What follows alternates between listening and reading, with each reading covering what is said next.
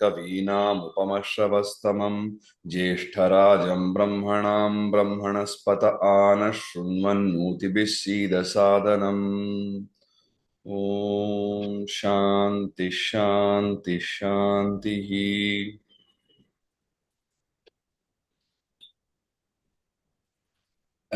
The other day I was telling you the meaning of this Sahana Vavatu Sahanau Bhunaktu, right? It's a very popular invocatory prayer. This one, Gananam Tvam Ganapati, is actually from the Rig Veda, but the way I learned it is the recitation is the Yajurveda. And a lot of people think it is in praise of Ganapati, but actually it is in praise of Brahmanaspati or Brihaspati, because in the time of the Veda, the concept of Ganapati as a Shiva Parivara Devata, right? Like in now the conception is Shiva, Parvati, Ganapati, Subramanya. This is the family. Um, in fact, in one of the old Tamil movies, it's a comedy movie where Shiva will come to Earth and he's meeting all the people and they are questioning him. So Shiva will say, "Tell the people of the Earth, see, even those days I had thought of family planning and I have just 2 kids." So the Shiva Parivara Devata, which later crystallized into this, was not there in the Vedic time. So in the Veda, Ganapati was in this form, with the elephant head and loves to eat modaka. And this conception is more a Puranic conception. But here, among the Ganas, through the we offer our Havamahi, we offer our Havis to the Ganapati, the Lord of the Ganas, and Kavim Kavinam, he is the seer of seers, the poet of poets, and greatest in the glory, and the foremost king of prayer, presiding as Brahmanaspati or Brihaspati. So please listen to our request and come and join the yajna and be in the sacred seat. This is the prayer to Brahmanaspati. Okay, so just I thought, sometime it will be interesting to know what the invocation also means. Otherwise, it should not think it is some mystical stuff. Okay, so you have to give me the screen sharing.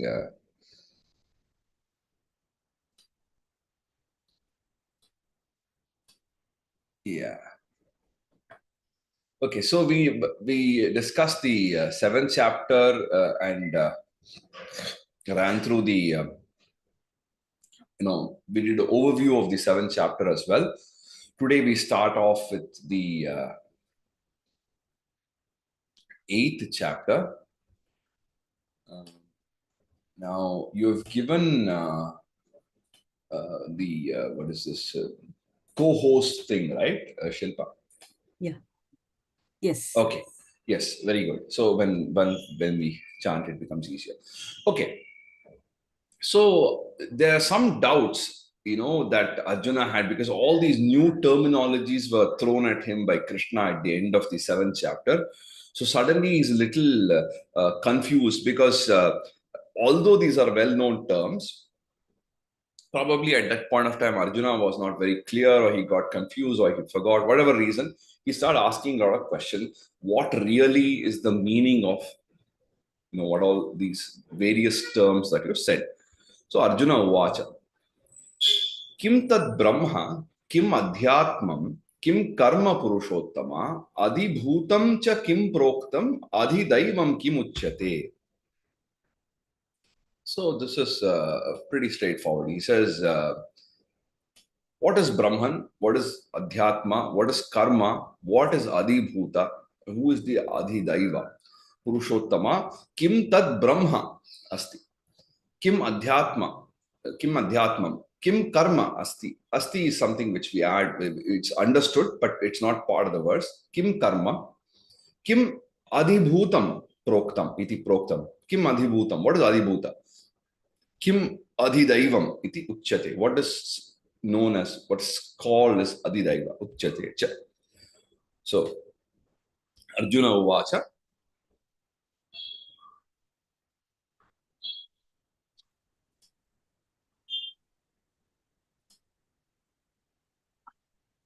Yes, we can hear you, Appanaji.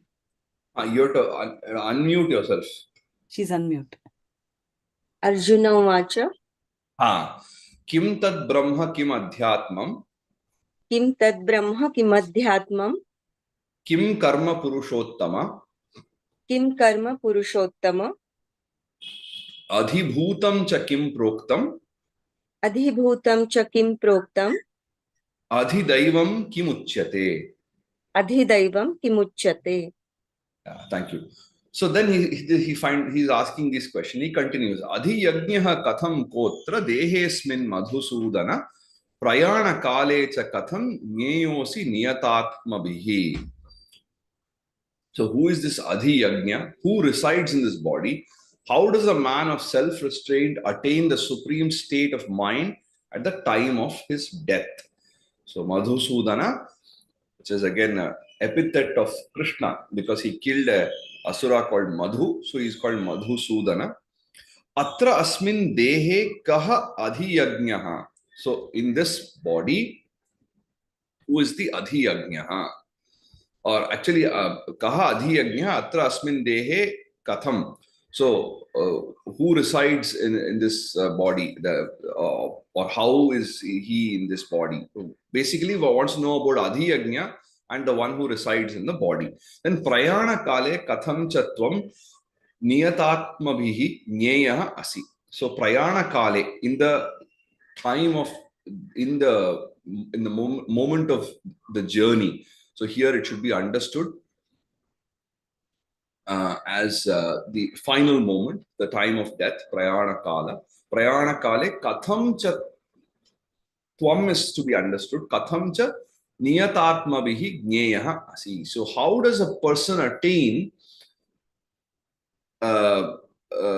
attain the highest state when he is a person of self-restraint? Now, it is known that only a person of self-restraint and realized person will attain the highest level upon his death. That has been discussed, right? So, how does this happen? Is what Arjuna is asking. So, adhiyajnyaha katham kotra Adhiyajnah Katham Kotra dehesmin madhusudana Dehesmin Madhusudana prayana kale cha katham Prayana Kale Cha Katham nyeyosi niyatatmabhihi. Jneyosi Niyatatmabhihi. Then, at this point of time, Arjuna has asked all these questions, right? So, one by one, Krishna is trying to answer it. Shri Bhagavan Vacha Aksharam Brahma Paramam Swabhavodhyatmam Uchyate. Swabhava Adhyatma. So, Swabhavodhyatmam Uchyate Bhuta Bhavodbhavakaro Visargah Karma Sangitaha. So, is the imperishable supreme being. It is defined as imperishable supreme being. Adhyatma is the essence of one's unique qualities. It is an individual's identity. And karma is defined as every action associated with origin, sustenance, and dissolution.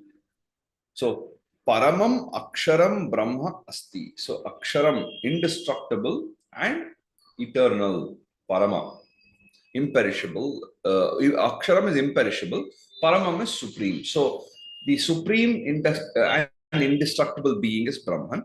Swabhavaha Adhyatmam iti uchyate. So, Swabhavaha. So, Adhyatma is the essence of one's own being. Now, the manner in which these terms are defined in the Bhagavad Gita, we must remember they are not defined in a very strict Shastric sense. Okay.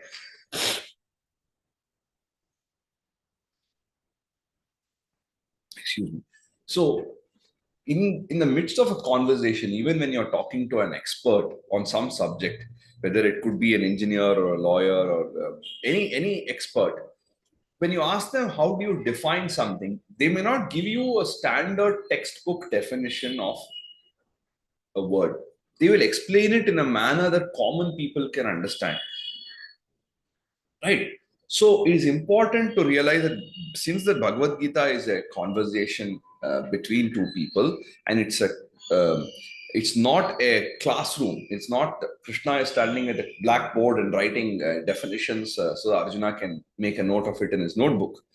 It is a casual conversation and initially aimed at trying to motivate Arjuna to fight. But the course of that, because of the brilliance of Krishna's mind, it traverses a whole array of topics. So in that, in the process, the way he defines terms also is something which is easy to relate. If somebody who has studied yoga will know that there's so much in that word yoga. There's so much is there. It could be looked as a school of philosophy. It's in Hatha Yoga. There's a totally different idea. In Bhagavad Gita itself, it's used in a different kind of ways. But when Krishna explains, he says yoga samatvam uchyate. Samatvam. He just defines yoga as balance. So that way he defines. Just see, Brahman is imperishable, supreme being. Very simple way to understand. So when we have to understand it from a rigorous Shastric point of view, it will be slightly different because the way when I explained Adhyatma, Adhibhuta, Adhideva, Adhyatma, I gave you the Shastric definition of it in a few classes before. So there may be slight variation, but the concept is the same. So he says, Adhyatmam iti uchyate, then bhuta bhavodbhavakarah visargah karma sanyitah asti. So what is the past or the origin, then the sustenance, and the visarga, which is the dissolution. So all activities associated with these three are brought into karma. So karma refers to a kind of superset of activities, right? Okay, Shri Bhagavan Uvacha. Shri Bhagavanuvacha. Aksharam Brahma Paramam. Aksharam Brahma Paramam. Swabhavodhyatmam uchyate. Svabhavodhyatmam uchyate. Bhuta Bhavodbhavakaro. Bhuta Bhavodbhavakaro. Visargah karma sanyitaha. Visargah karma saugnitaha. Then he says, Adhibhutam ksharo bhavaha. Purushashchadhidaivatam. Adhiyajnyoham evatra dehe dehabhratham varam. Dehe dehabhratham vara. Addressed to Arjuna. So, Adhibhuta refers to the body, the perishable aspect of all beings. Adhidaiva is Purusha, the supreme spirit. Indeed, I am the Adhiyajna and I am the one who resides in the body. So, Ksharaha Bhavaha Adhibhutam. What is destructible is Adhibhuta. The Shastric definition, what I had told you was Adhibhuta is anything that refers to the material realm. Anything that we can perceive through our senses, that we can see or we can smell or hear or taste or touch, those things come under Adhibhuta, the material world, the world around us. And that is, here he says, anything that is destructible, that has an expiry date, that is going to go away sometime. So that is the Adhibhuta. So even body is like that. It is a perishable aspect of all beings. Then Purushaha cha Adhidaivatam. So the Adhidaiva is Purusha, which is the supreme spirit. So I told you Adhidaiva is something which relates to the emotional realm, which is to do with belief and certain emotion what we have towards something. So Purusha, the supreme being, this conception of the supreme comes under this Adhidaiva. And Dehabhratam Vara. So this is a address to Arjuna. You are the best of the ones who have you're the best of people, basically. Dehabhratam Vara. Atra dehe aham eva adhiyajnaha. So in this body, it is, I am the one who resides in the body. I am the Adhiyajna. Traditionally, I mean, the Shastric meaning of Adhiyajna is the practical manifestation of faith. In the sense, it's something which bridges the Adhibhuta and the Adhidaiva, and it has the potential to bridge the Adhidaiva to Adhyatma. And Adhiyajna also has the element of social service and wealth distribution, and so on. We already saw it. We will see it later, a little bit detail about Yajna, some elements in the 9th, 16th chapter. But the basic idea is there is the material level, there is the emotional level, and there is the universal experience. So that is Adhyatma, which is the real nature of our thing, our being, which we realize by experience and we get the value of it. So easy way to think of it also is Adi Bhuta is something which relates to facts, Adhidaiva to emotions, and Adhyatma to values.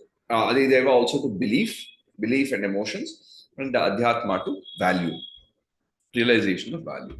Okay. Adhibhutam ksharo bhavaha, अधिभूतं क्षरो भावः purushashchadhidaivatam, पुरुषश्चाधिदैवतम् adhiyajnyohamevatra, अधियज्ञोऽहमेवात्र dehe dehabhrutam vara. देहे देहभृतां वर. Then he says, Antakale cha mameva smaran muktva kalevaram yaha prayati samadbhavam yati nastyatra samshayaha. At the moment of death, those who depart from their body thinking of me alone will surely be united with me. Again, me is reference to Supreme. As a general principle, wherever Krishna is referring to himself, we can take it as Paramatma, the Parabrahma, the Supreme Being. So, Yaha, one who, Antakale, the last moment, the moment of death, Antakale cha, Mameva Smaran, who has complete focus on the Supreme Being. On Mam is me, on me, but here, like I said, it's on the Supreme, well, you can just take it as Supreme Being. So, Mameva Smaran, Kalevaram Muktva.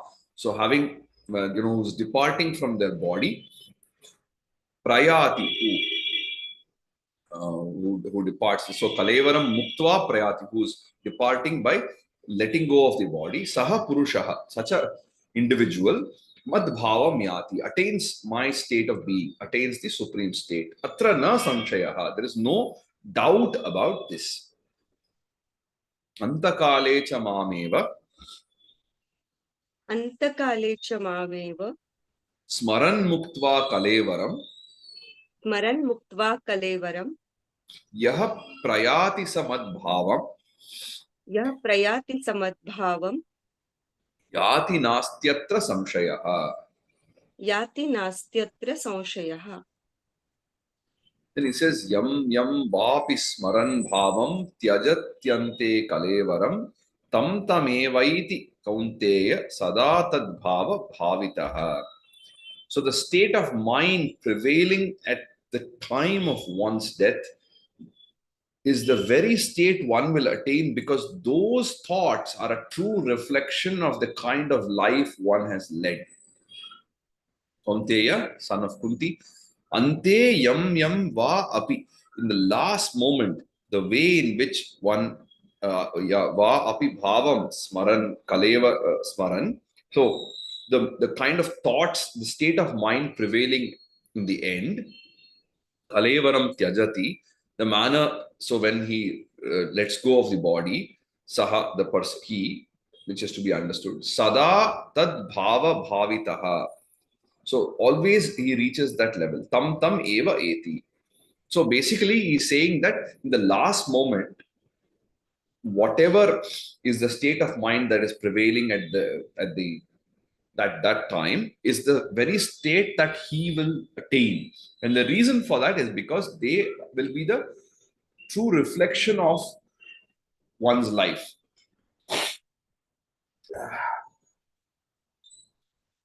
Excuse me.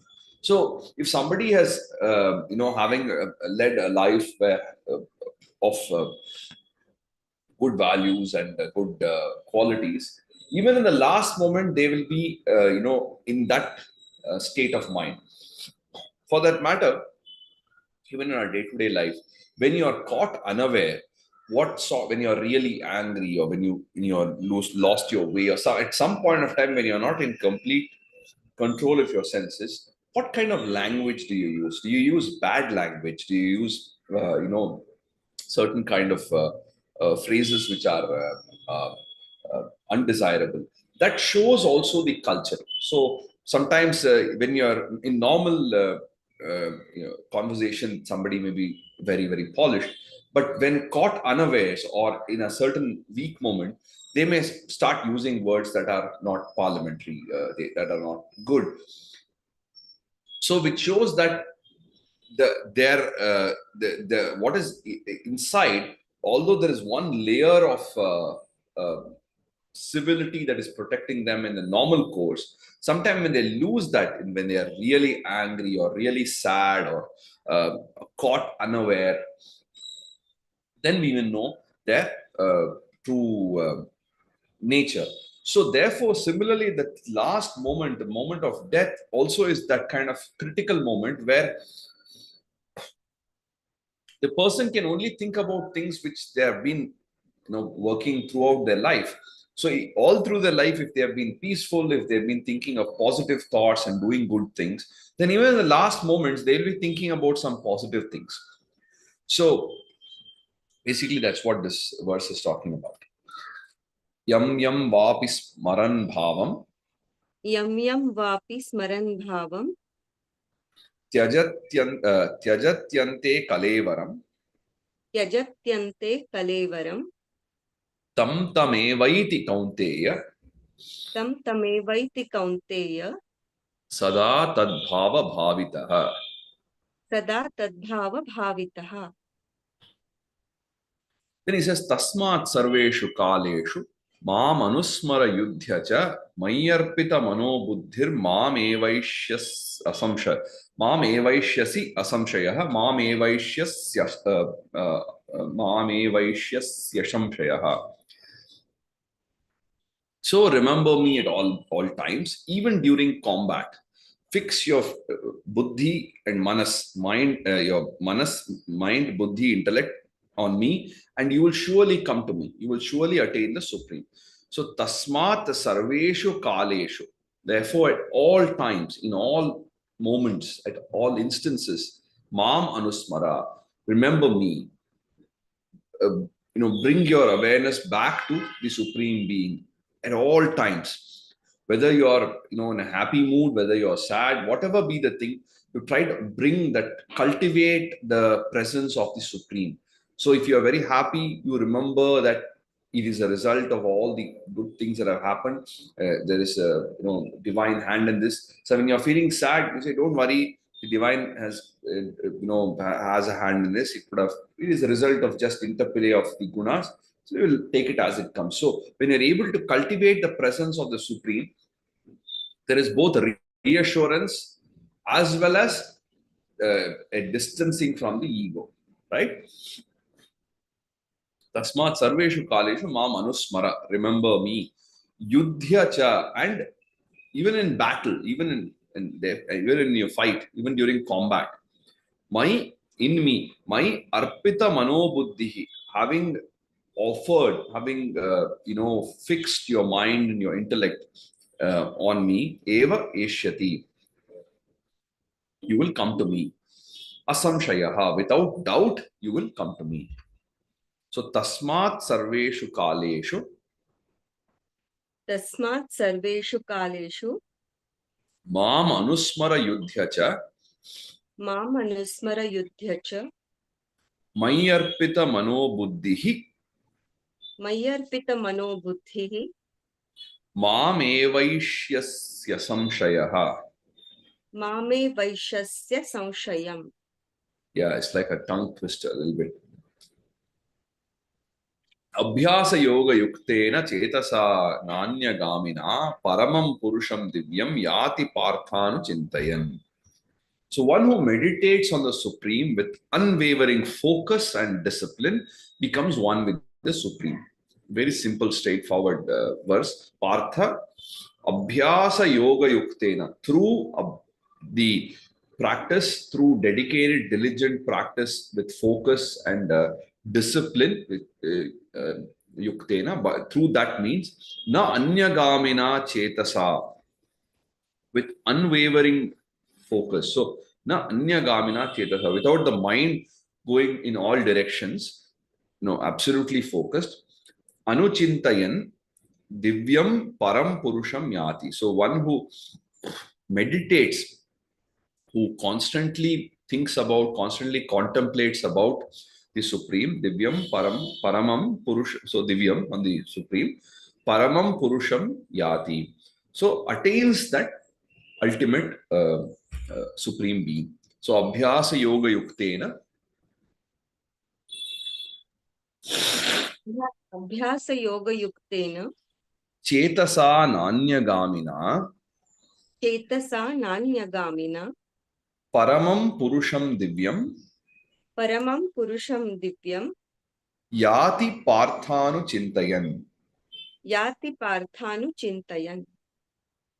Then he says kavim puranam anushasitaram anor aniyam samanusmaredyah sarvasya dhataram achintya rupam aditya varnam tamasah parastat. We'll look at the next one together. He says, Prayana kale manasachalena bhaktya yukto yoga balena chaiva dhruvor madhye pranam aveshya samyak satam param purusham upaiti divyam. So these two can be seen in conjunction. So Yaha Kavim Puranam. So I'll tell you the gist of both these shlokas and then we will go to the Anvaya of the shlokas. So basically it is about Brahman, right? So Brahman is all-knowing, primeval, primordial, timeless, beyond imagination, beyond what we can visualize with our mind. It's beyond the mind. Brahman is the primal cause, the sovereign ruler, the primordial poet, the supporter of all. The Brahman is subtler than the subtlest, mightier than the mightiest, radiant like the sun and beyond all darkness. At the time of death, one who fixes the prana in the middle of the eyebrows. Again, this idea is more of, one who regulates his breathing with fixes the prana with the power of yoga and meditates in the magnificent Brahman with sincerity and steadiness, certainly attains Brahman. This is the overall import of the two verses together. You can look at it in two different parts. Yaha Kavim Puranam is the ancient primordial poet or seer. Here, Kavi is used as it's used for poet as well as seer. So in the ancient time, there was no distinction between a poet and a seer, right? So Kavim Puranam, like our Kavinam Ganapati. So Kavim Puranam, Anushasitaram, Anoha Aniyamsam Sarvasya. So he is a primordial poet and a sovereign ruler. And Anoho Aniyamsam, so he's subtler than the subtlest. He's one of very, very in the sense that one cannot perceive him by perceive the supreme being by the sense organs. Sarvasya Dhataram is the protector of everyone. Achintya Rupam, of a form that cannot be visualized, that cannot be even imagined. And Aditya Varnam, the kind of radiant like the sun. And Tamasah Parastat, so beyond all darkness. Anusmaret, so think about or meditate upon this Brahman. Saha. So this is the first. The ninth one. Then next he says, Saha Bhaktya Yuktaha, the one who is endowed with sincerity and devotion and steadiness. Prayana kale yoga balena. So in the last moment, with the power of yoga, with the strength of yoga, eva bhruvoho madhye pranam samyak aveshya. One who can focus the prana in the middle of the eyebrows, which means one who can regulate the pranas. Sorry, 1 second.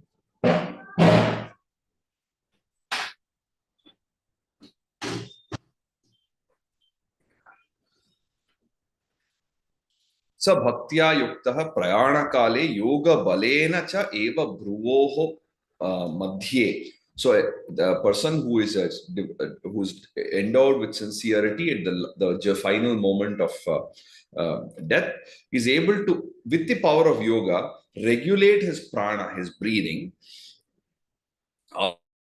Achalena manasa, so was able to make the mind, which is very, very steady. Divyam param tam purusham upaiti. And finally, when he meditates on this magnificent Brahman with a steady mind and regulated breathing, he certainly attains the ultimate, the Brahman. So let's look at this one after the other. Kavim Puranam Anushasitaram. Kavim Puranam Anushasitaram. Anor Aniyamsam Anusmaredyah. Anoraniyan Samanusmaretyah. Sarvasya Dhataram Achintya Rupam. Sarvasya Dhataram Achintya Rupam. Aditya Varnam Tamasah Parastat. Aditya Varnam Tamasah Parastat. Then he says, Prayana Kale Manasachalena. Prayana Kale Manasachalena. Bhaktya Yukto Yoga Balena Chaiva. Bhaktya Yukto Yoga Balena Chaiva. Bhruvor Madhye Pranam Aveshya Samyak. Bhruvor Madhye Pranamavesha Samyak. Satam Param Purusham Upaiti Divyam. Satam Param Purusham Upaiti Divyam. Yeah, thank you. So you can see that these are little longer verses. They have 11 syllables. Unlike the Anushtup, most of the Bhagavad Gita is in the Anushtup meter, where it has 4 lines, 8 syllables per line. Dharma Kshetre Kuru Kshetre Samaveta Yuyutsavaha Pandava Mamaka Pandavas Chaiva Kima Kurvata Sanjaya. So it has 32 syllables, 8 per line. This has 11. So prayana kale manasachalena bhaktya yukto yoga balena chaiva thruvor madhye pranamaveshya samyak satam param purusham upaiti so satam param purusham upaiti divyam. Maybe there is an extra syllable, but anyway, so the 11 in each line. So Trishtup, this is called generically called Trishtup. So some of the verses are in this longer, when more things have to be said in one verse, sometimes they use a bigger poetic meter. Okay. So then even this is in that longer. Yad aksharam veda vido vadanti vishanti yad yatato vitaragaha yad icchanto brahmacharyam charanti tatte padam sangrahena pravakshye. The seers call it imperishable. Those who hope to reach that stage lead a life of brahmacharya, and sages who are rid of passions attain it. I will tell you in essence how one reaches there. Veda vidaha yat aksharam vadanti. So, the people who know the Veda, Veda vidaha, the people who know the Veda, the seers, the learned ones, they call it aksharam, they call it imperishable, indestructible. Vita ragaha yatayaha. So, the ascetics who are free of raga, of passion, the sages, ascetics who are free of passion, yat vishanti, they attain that Yat ichchantah brahmacharyam charanti. So those who are desirous to reach that stage adhere to brahmacharya. Tat padam te sangrahena pravakshe. So I will tell you in essence, in a summarized form. There is no time to discuss in great detail, but in a summarized, in a crisp form, sangrahena, in a with all the details collected in a very, very succinct and essence, in the form of giving the essence, I will tell you. This term brahmacharya has multiple connotations. Okay, when it is, as you know, one of the four ashramas. Brahmacharya means the state of brahmacharya literally means following the path of Brahman, right? But in the case of the four ashramas, there are four stages of human life traditionally identified by our ancient people. First is the state of a student. It is a time, say, between age of 4 or 5 till you're 20 or something like that, where you have to put efforts to learn and gain knowledge that will sustain you for the rest of your life, or which sets the foundation for your learning, because learning happens all through. Student life is where the rules are very strict. One has to focus on study and not wander, lose their focus on different things. That's when one can become very thorough in their basics, right? Then second is the grihastha, which is the life of a householder, where the person will get married and start a family, have kids, and support the society in different ways. Once the children grow up and you've finished, you've earned enough money and you're stable and you're comfortable, then you slowly withdraw from active public life and go away to the forest, which is vanaprastha. It could be literally going to the forest, because those days it was easy to find a forest near you. Now it's not so easy to find a forest. So it could be seen as withdrawing from public life, being more of a mentor to the younger generation, and doing activities that continue to do the basic activities which are important for sustaining your life, and interacting with society, but in a limited way. Finally, sannyasa is the fourth stage, where it's complete renunciation. You are absolutely, broken all the ties, earthly ties, and you're like a wandering mendicant, just not attached to anything. This is a traditional principle. Here, when he says those who hope to reach that imperishable final state adhere to principles of brahmacharya, it should be understood as brahmacharya is, leading a life of purity and not letting the mind wander about trivial things. When um, when we apply the word brahmacharya to a student, it also includes the element of celibacy. We are not, indulging in intercourse with another person. But when it is defined in the grihastha ashrama, brahmacharya means being faithful to your spouse. So this element of celibacy is overly emphasized, but when we take it in a broader sense, really what it means is not getting distracted. Brahmacharya, the whole idea of us, like the student, the ideal student is one who does not get distracted by things easily. So that idea of adhering to dharma, adhering to the path of Brahman is what brahmacharya is. Okay. So yad aksharam veda vido vadanti. Yadaksharam Vedavido Vadanti. Vishanti yad yatato vitaragaha. Vishanti Yadyatayo Vitaragaha. So It yad is Yadyatayo. yatayaha. So by practice, by training, vitaragaha, by rid of all passions. Okay, then yad icchanto brahmacharyam charanti. Yadichanto Brahmacharyam Charanti. Tatte padam sangrahena pravakshye. Tatte Padam Sangrahena Pravakshe. So I'll tell you in brief what this is, Krishna Astami. So again, these two verses are together. We'll take it one after the other. 12 and 13 are one unit.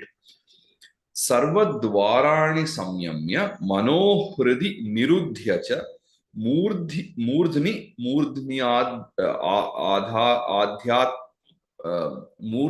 आधायात्मनः प्राणम आस्थितो योगधारणाम मूर्ध्याधायात्मनः प्राणम आस्थितो योगधारणाम.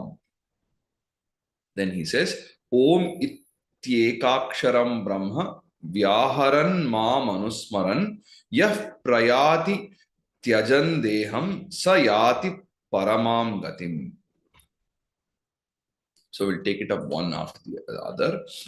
So the essence of both these things are closing all the gates of the body. Remember, body is considered as a city of 9 gates, I told you, because of the 9 holes in the body. So closing all the gates of the body, focusing the mind inward, drawing the prana to the forehead, that is basically regulating the breath, invoking the Supreme by chanting Om, which is the representation of Brahman, the one syllable Brahman, and thus being established in yoga while departing from the body, he attains the supreme state. So, Sarvadvarani Samyamya, having controlled or having restrained or closed all the doors, where the doors are indication of the Navadvare Pure Dehi. We saw that earlier, right? So, the body is considered as a city of 9 gates. So, having controlled or closed all the doors, Manaha Hridi Nirudhyacha, having focused the mind on the heart, or like focusing it inward, establishing it inward, not outward. Atmanaha Pranam Murdhani Adhaya. So, drawing the prana to the forehead, basically it's to be understood, I think, as a metaphor for focusing all the energy to, to the mind, to the upward, to the forehead.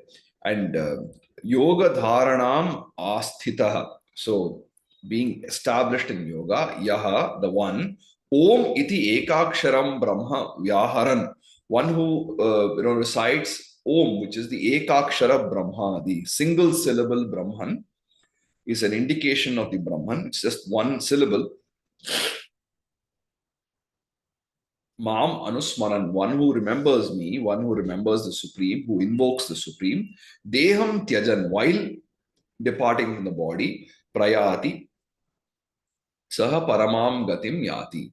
So one who, departs from the body by being established in this kind of yoga with regulated breath, he attains the final ultimate stage.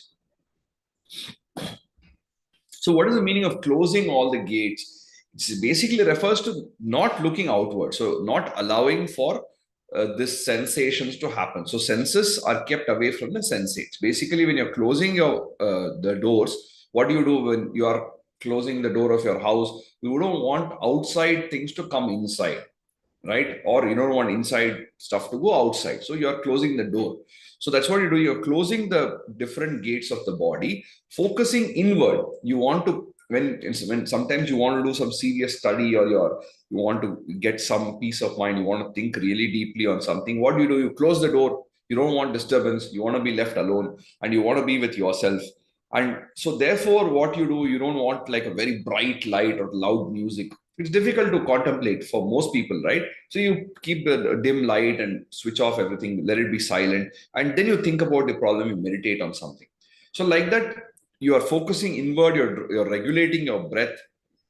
When you regulate your breath, you draw the prana to the forehead. Basically, is a sort of I think it's about regulating your breath. Maybe there is some other mystical hatha yoga meaning. I don't know. But it's about when you regulate your breath, you are in a better state of mind to contemplate on things, right? So you're regulating your breath and you're reciting Om, which is a single syllable Brahman, which is a easy way to connect with the supreme, state. So with just one syllable. And when you grow old, you don't even have energy to recite some big mantras. So just Om is enough. And when you're thus established in yoga, when somebody departs from the body, he attains the supreme state. So, Sarvadvarani Samyamya, सर्वद्वाराणि संयम्य Manohridi Nirudhya cha, मनोहृदि निरुध्य च Murdhni Adhayatmanah Pranam. मूर्ध्नि आधायात्मनः प्राणम्. So, Murdhni plus Adhaya will become Murdhnyadhayatmanah Pranam. मूर्ध्न्याधायात्मनः प्राणम्. Yeah, Asthito Yoga Dharanam. आस्थितो योगधारणाम्. Om Ityekaksharam Brahma. Om इत्येकाक्षरं Brahma Vyaharan Mam Anusmaran. व्याहरन् माम् अनुस्मरन् Yah Prayati Tyajandeham. यः प्रयाति त्यजन् देहं Sa Yati Paramam Gatim. स याति परमां गतिम्. Then he says, Ananya Cheta Satatam Yomam Smarati Nityashah Tasyaham Sulabha Partha Nitya Yuktasya Yoginaha. So Arjuna, Partha, the yogi who is steadfast, who is never distracted by other things, and constantly contemplates upon the Supreme, easily attains the highest state. So Partha, Ananya Chetaha Saha Satatam Nityashaha, Ananya Chetasa, who's not distracted, who's not thinking about other things, who's not um, uh, easily fooled and confused and distracted, who's able to focus. Satatam Nityashaha Mam Smarati, who's constantly contemplating on the Supreme, on Krishna. Tasya nitya yuktasya yoginah aham sulabha. So, tasya nitya yuktasya, the ever steadfast yogi. For the ever steadfast yogi, it is very easy to attain me. It is easy to attain the supreme state when he is constantly contemplating upon the supreme and not distracted by other things. So, ananya cheta satatam. अनन्यचेता सततं Yomam Smarati Nityashaha यो मां स्मरति नित्यशः Tasyaham Sulabha Partha तस्याहं सुलभः Partha Nitya Yuktasya Yoginaha. नित्ययुक्तस्य योगिनः. Then he says, Mam Upetya Punarjanma Dukkhalayam Ashashvatam Napnuvanti Mahatmana Samsiddhim Paramam Gataha. So, the great souls who have attained the Supreme have reached the state of highest perfection. They are spared from rebirth, which is both causes sorrow and is impermanent. So, Paramam Samsiddhim Gataha Mahatmanaha. So, Mahatmanaha, the great people, the great souls, the noble ones, they have attained the Supreme and reach the highest state of perfection, samsiddhim. So that is a state of perfection. So Paramam, the supreme being, they have attained the supreme being. Mam upetya, having attained me. Ashashvatam dukkhalayam punarjanma na apnuvanti. So having attained this highest state, they are spared from the ashashvatam, which is the impermanent. Shashvata is permanent. Ashashvatam, something which is short-lived. And dukkhalayam, it is practically a home of misery, right? Dukkhalayam. So it is something which is sorrowful, which is really troublesome, painful. Punarjanma na apnuvanti. They don't attain, they are spared that punarjanma. So punarjanma is like again being born, and it's something which is, it's not permanent. Again, there is pain and sorrow, then there is death, then there's again birth. So this whole cycle of birth and death is transient, it is troublesome and very irritating. So if you want to get out of this, then the whole approach is that we have to work with keeping the supreme as our goal. And the great people who have attained that highest level, they are spared from all this cycle of birth and death. So he's telling the state of the person who has gone to that level. So what are the benefits of realizing the supreme? You are not going to be caught in this cycle of birth and death. So Mam Upetya Punarjanma. Mam upetya punarjanma Dukkhalayam Ashashvatam.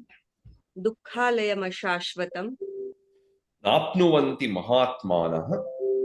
napnuvanti mahatmanah Samsiddhim Paramam Gataha. samsiddhim paramam gataha. Then he says, Abrahma Bhuvanal Lokaha Punaravartinorjuna Mam Upetya tu Kaunteya Punarjanma na Vidyate. Pretty straightforward. All the realms from the earth up to that of Lord Brahma are subject to rebirth, but on reaching the supreme, there is no rebirth. So Arjuna, Abrahma Bhuvanat Lokaha Punaravartinaha. So all the realms, so we have, according to the belief, there are multiple realms. I'll come to that. So all the realms, there is, there is a rebirth. So Punaravartina. So you go to that higher level, you will come back. All the level up to Brahma, a Brahma Loka, you come back, you will be reborn, Kaunteya. Mam upetyatu punarjanma na vidyate. Once you reach me, once you reach the supreme, there is no rebirth. So now, the Hindu belief of afterlife, of what happens after death, there are these are all conceptions, right? So these are very nice conceptions, very poetic conceptions of different abodes between the earth and the supreme state. So we have like Pitraloka, Devaloka, Yamaloka, Brahmaloka, all this kind of like 14 lokas. So in between state, between the earth and the supreme state, earth and the Naraka, earth and Swarga, all these intermediate states. So these are all very nice, like I said, poetic imagination that, oh, if we do these kind of things, we'll reach this level. So all these are intermediate states, and the supreme state is of no return. It's an eternal state. Now, I remember when I was learning martial art, I was asking my teacher, sensei, about how the system of this black belt and thing came about. We were discussing about that. And then some of these schools, they have a yellow belt and a green belt and blue belt and turquoise belt and all sorts of things. So he was telling me there's no such thing as, all these color belts are mostly for the, people. They have to give them something to step up, right? So a kid is learning for 1 year, so gets some yellow belt. But the original idea, he said, in Japan was that they'll only have a white belt. That's all. There's only one belt, which is a white color belt. It's over a period of time, by training, that white belt becomes darker and darker because it gets dirtier and it won't be cleaned like the dress is clean. It's left as it is. So that white belt, by use over 15, 20 years of constant training, it becomes black.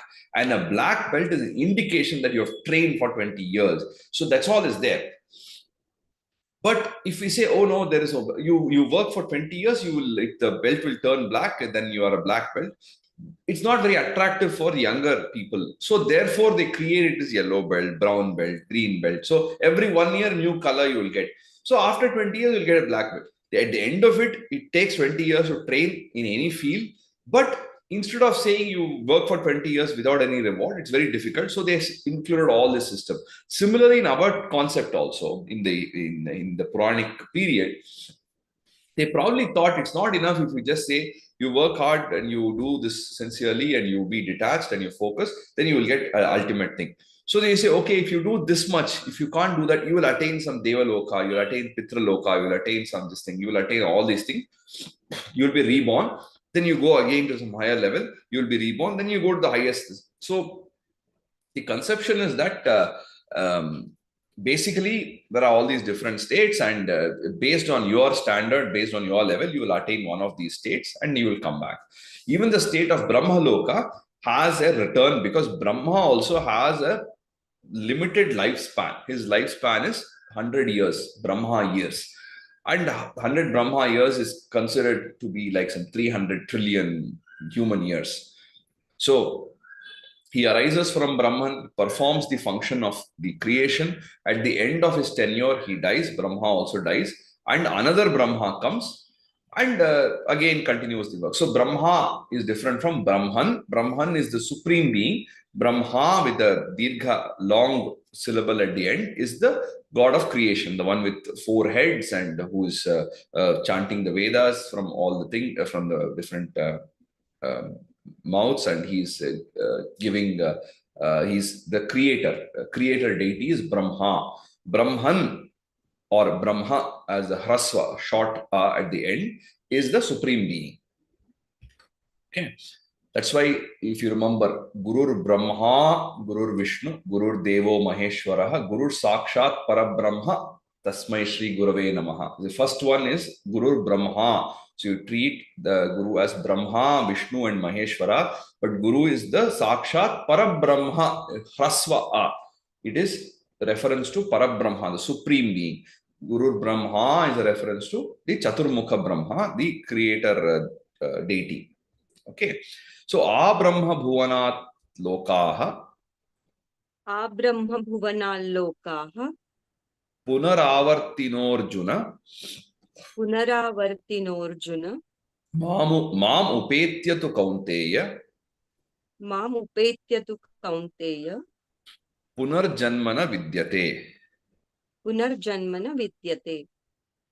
So, here it will be Punar Avartino Arjuna. Similarly, it's a kind of a funny samasa. Bhuvanat Lokaha will become Bhuvanal Lokaha. So these are some sandhis which we can split it as per our convenience. It doesn't matter.